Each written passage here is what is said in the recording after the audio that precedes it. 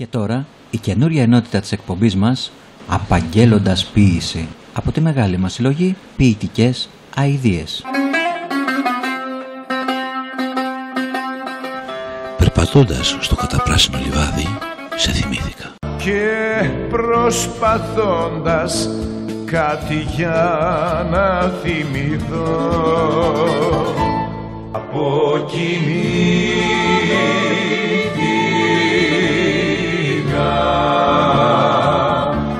Γύρω μου χιονισμένες βουνοκορφές.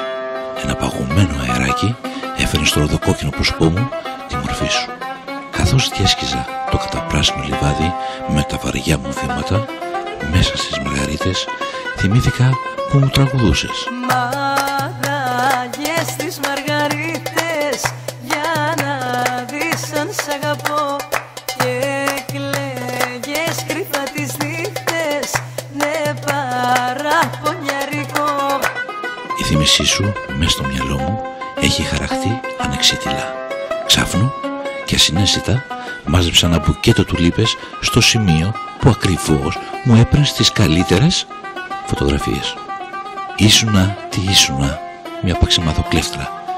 Και όταν σε πήρα εγώ, γύρευες σόρτα φέρτα. Σε ήθελα πολύ, μα σε θέλαν κι άλλοι. Μα δεν ήξεραν το μαύρο σου το χάλι.